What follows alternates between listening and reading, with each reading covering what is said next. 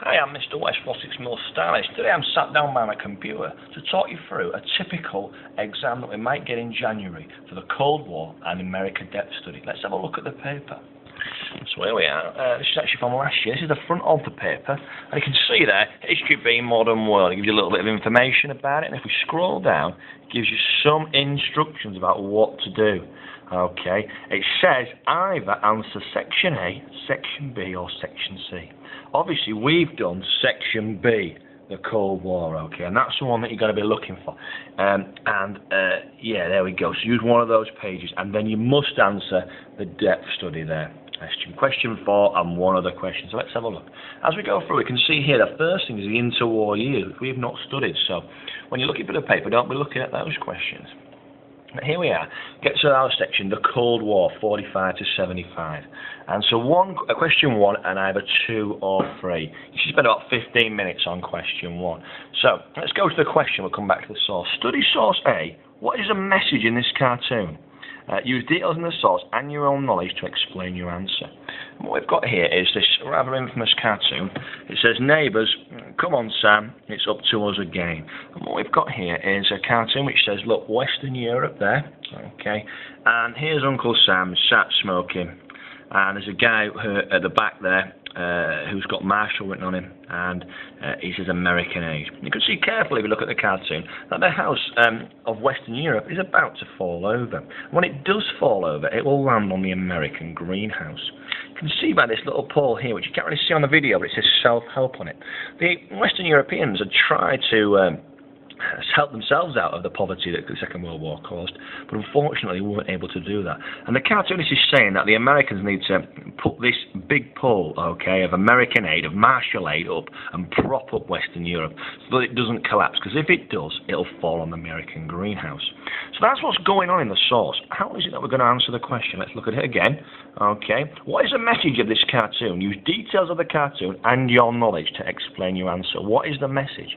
So clearly this is a cartoon around the topic of Marshall aid, and it's sort of saying that Americans need to get involved, okay, and help Europe from falling down, because if they don't, then when Europe collapses, it'll land on America's greenhouse and American economy will take with it. It sort of says that Americans maybe didn't want to get involved. Uncle Sam's smoking there, he's not really too bothered, whereas Marshall's like, come on Uncle Sam, it's us again. So there's specific details from the cartoon. But then what you want to add to that is, what do you know? Okay, what do you know about Marshall aid? What countries benefited? How did it work? And how did it help Europe out of depression? Those are questions I'd expect you to be able to answer to get the full 7 marks. Because in order to get top marks, what we've got is here is use the details of the cartoon and your own knowledge to explain the answer. So the key question is, on a source question like that, with the question, what's the message of this cartoon, is to say, have I used details from the source? Have I talked about some of the details in there? And have I used my own knowledge to add to what's going on? If you've done both, you can be looking forward to getting top marks, okay? Now then, there's a second question here. Explain why the Soviet Union blockaded West Berlin in 1948. 8 marks. Now this question is purely an own knowledge-based question. To get 8 marks, you're looking to explain 2 or 3 reasons why Stalin did blockade Berlin. So perhaps the introduction of a new currency, the combination of the zones, and the idea that perhaps East Germany and East Berlin was looking not as good as West Germany because of the Marshall aid. Those kinds of things.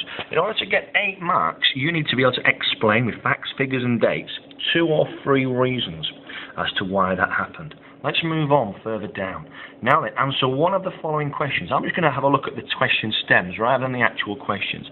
First of all, whichever one you pick, you've got an A question. Describe, either the Bay of Pigs or US involvement in Vietnam for 4 marks, okay? Describe up there. Describe for 4 marks. And to get 4 marks, you must write 4 relevant things. So 4 things about the Bay of Pigs, or 4 things about why America became, how America was involved before Johnson it became president, okay? It's just straightforward. If you've written 4 things that are relevant, yes, 4 marks. If not, no. If you've written something and explained it, you can get an additional point. So maybe you can get 2 points for one well-explained answer. Then they've got another question for 6 marks. explain why, explain why. It's either the Soviet Union became involved in Cuba, or why the tactics used by the communists in Vietnam were effective. You're looking for 2 reasons, explain well, to get the 6 points here. Alright, so make sure when you're in the exam that you actually do use those 2 reasons to explain it.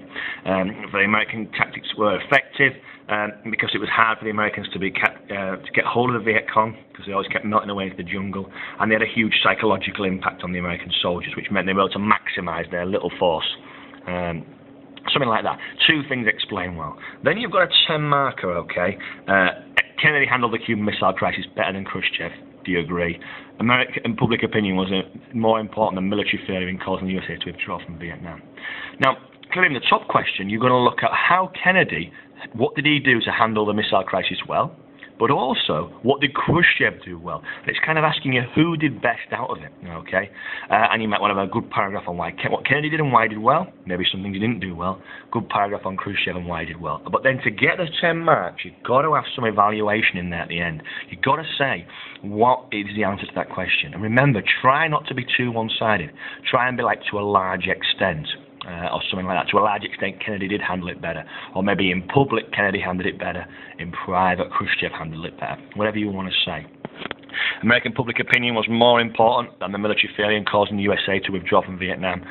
So we got 2 statements there. American public opinion and military failure.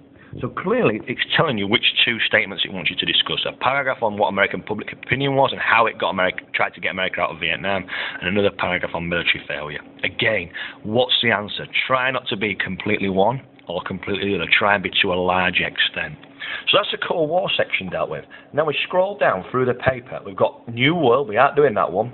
Okay, that's part C. And then we get on to, that's questions for New World. We get on to part 2, the depth study USA. You should answer question 4 and one other question. And this section should be about 70 minutes. So the first section should have been 50 minutes. Let's have a look at the questions. And there's a few sources here. Just bear with me a second.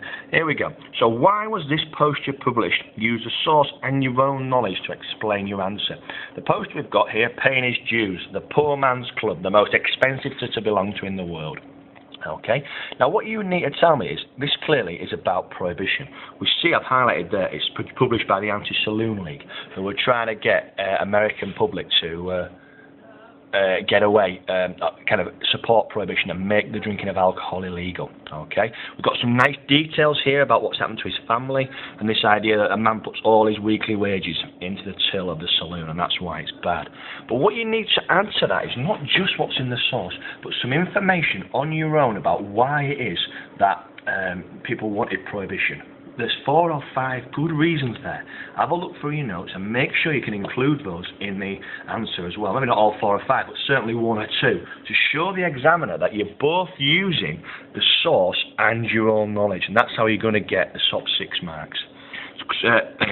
B. How far does this source prove that prohibition was successfully enforced? If you get a question like that, you're going to do 2 things. There's the source in question. And it's a guy like smashing up some liquor and chucking it away. He's got quite a few barrels there, okay? And it says a photograph of a prohibition agent tipping bootleg liquor down the drain.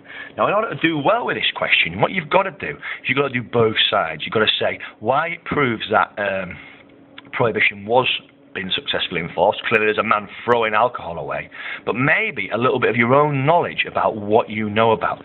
You know that there was more speakeasies than there was saloons.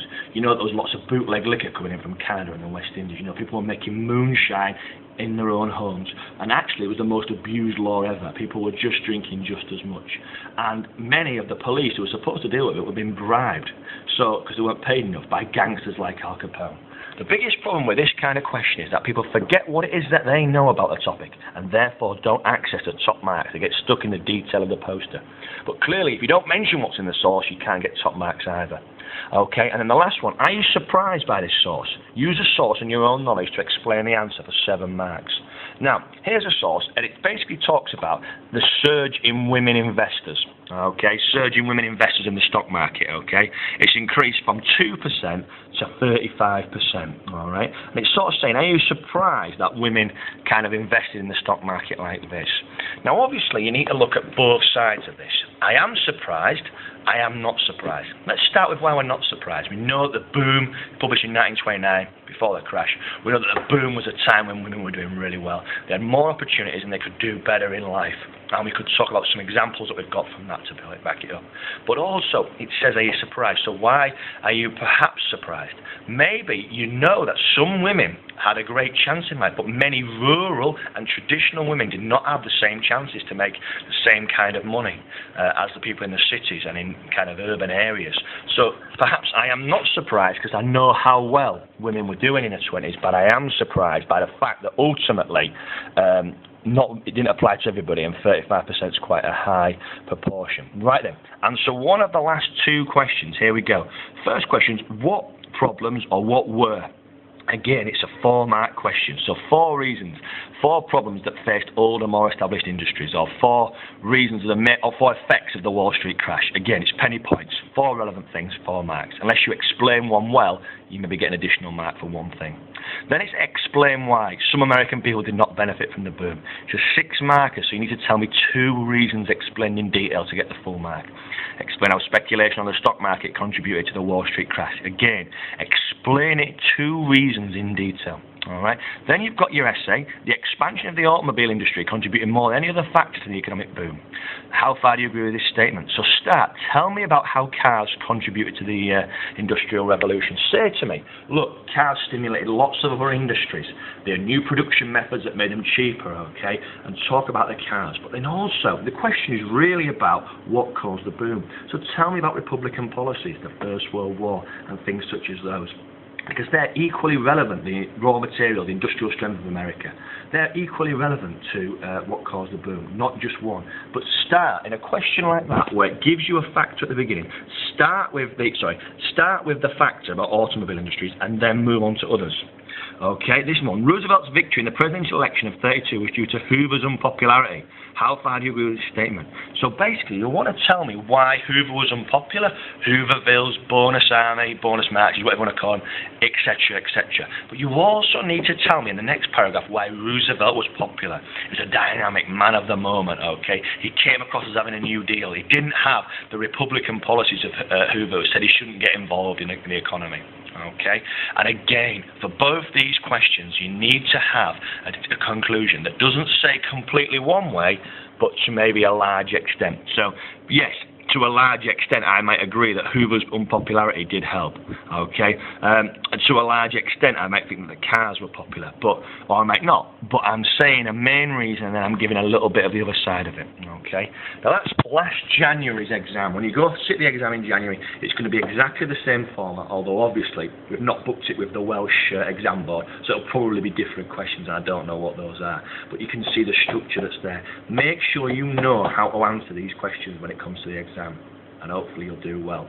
Enjoy your Christmas. Cheers.